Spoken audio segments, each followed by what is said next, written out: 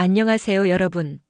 오늘은 2025년 미국 지방선거 결과를 중심으로 민주당의 대승이 어떤 의미를 가지는지, 그리고 앞으로 미국 정치 지형이 어떻게 바뀔 수 있을지를 깊이 있게 살펴보겠습니다. 이번 선거는 단순한 지방선거 이상의 의미를 가졌습니다. 2026년 중간선거, 그리고 2028년 차기 대선을 향한 전초전이자 지금 미국 유권자들의 민심이 어디로 흐르고 있는지를 그대로 보여주는 거울이 됐죠. 가장 큰 뉴스는 역시 뉴욕시장 선거입니다. 뉴욕시에서는 조란 맘다니, 그러니까 인도계 무슬림 배경의 젊은 진보 정치인이 시장으로 당선됐습니다. 그는 뉴욕 역사상 첫 무슬림 시장이자 남아시아계 출신으로서도 최초의 시장입니다. 이건 단지 한 도시의 시장이 바뀐 게 아니라 세대 교체와 이념의 이동, 그리고 새로운 정치적 언어의 등장을 상징하는 사건이기도 합니다. 조란 맘다니는 도시의 중심을 다시 사람들에게 돌려주겠다고 말하며 주거비, 교통비, 의료비 같은 생활비 문제를 핵심 의제로 내세웠습니다. 뉴욕뿐 아니라 캘리포니아, 뉴저지, 버지니아 등 주요 주에서도 민주당 후보들이 강세를 보였는데요. 전문가들은 이를 두고 단순한 지역 승리가 아니라 전국적인 흐름의 시작이라고 평가합니다. 그렇다면 왜 지금 유권자들이 민주당을 다시 선택했을까요? 핵심은 바로 생활 비용입니다. 미국의 생활비는 팬데믹 이후 가파르게 오르고 있습니다. 집값, 월세, 식료품값, 의료비, 교육비 모든 게 올라가죠. 사람들은 점점 이 시스템이 정말 나를 위해 작동하는가? 라는 근본적인 질문을 던지기 시작했습니다. 특히 젊은 세대, 그리고 도시의 중산층 이하 계층에서 그 불만이 크게 쌓여왔습니다. 뉴욕, 로스앤젤레스, 시카고 같은 대도시에서 임대료 상승률은 최근 몇 년간 2030%를 웃돌고 임금은 그만큼 오르지 않았죠. 이 간극이 곧 정치적 에너지가 된 겁니다. 맘다니는 바로 이 지점을 정확히 파고들었습니다. 그는 선거 운동 내내 모든 사람에게 살만한 도시를 만들겠다는 메시지를 반복했어요.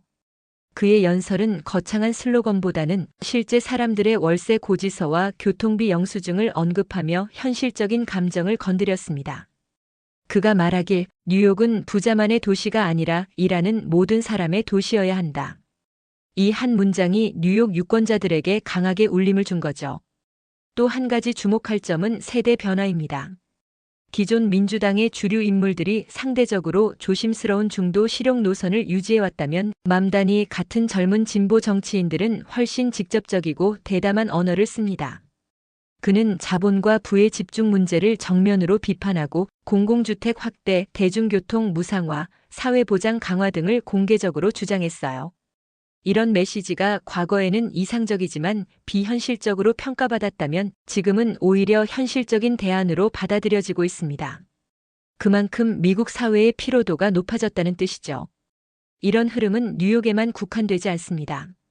버지니아 주지사 선거에서도 민주당 후보가 예상 밖의 격차로 승리했고 캘리포니아 주요 도시 의회에서도 진보 성향 후보들이 약진했습니다. 특히 여성, 젊은 세대, 소수인종 후보들이 두각을 나타냈습니다. 정치 분석가들은 이번 결과를 새로운 민주당의 얼굴들이 전면에 등장한 순간으로 봅니다. 기존의 엘리트 중심 정치에서 벗어나 지역 사회 기반의 풀뿌리 정치로 무게중심이 옮겨가고 있다는 거죠. 그런데 흥미로운 건 이런 흐름이 단순히 민주당의 강세로만 읽히지 않는다는 겁니다. 사실상 반엘리트 정서, 즉 기득권에 대한 불신이 공통된 배경으로 깔려 있습니다. 이건 민주당 내부의 변화이기도 하고 동시에 미국 전체 정치가 겪고 있는 구조적 전환의 일부이기도 합니다. 한편 공화당은 이번 결과에 대해 일시적인 반사이익이라며 의미를 축소하려 하고 있습니다. 하지만 여론조사 데이터를 보면 얘기가 좀 다릅니다. 특히 생활비, 주거, 의료 같은 실생활 문제를 묻는 항목에서 유권자 60% 이상이 공화당보다 민주당이 더 현실적인 대안을 내놓고 있다고 답했습니다. 이건 단순한 이미지가 아니라 정책 신뢰도의 문제로 이어집니다.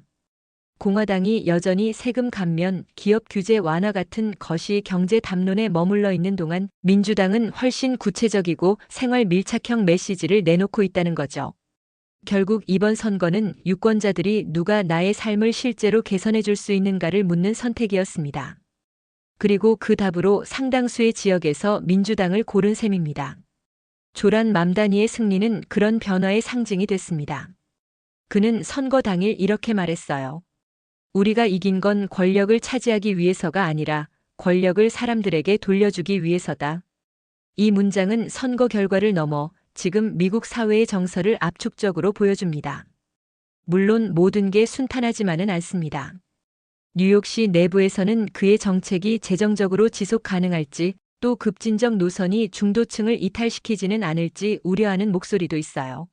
하지만 중요한 건 그가 유권자들과의 신뢰를 기반으로 출발했다는 점입니다. 이건 정치에서 가장 강력한 자산이죠. 전문가들은 이번 선거를 2028년 대선의 전조로 봅니다. 왜냐하면 이번 지방선거에서 민주당이 보여준 메시지 전략, 즉 삶의 질, 경제적 공정성, 기회의 회복이 향후 전국 선거 캠페인의 핵심 테마가 될 가능성이 높기 때문입니다. 이건 단순히 진보 진영의 부상이 아니라 미국 유권자 다수가 체감하는 현실이 바뀌고 있다는 신호입니다. 기후위기, 인공지능으로 인한 일자리 불안, 의료비 폭등, 주택난. 이 모든 문제의 근본에는 살기 어려운 나라가 되어버렸다는 공통의 인식이 있죠.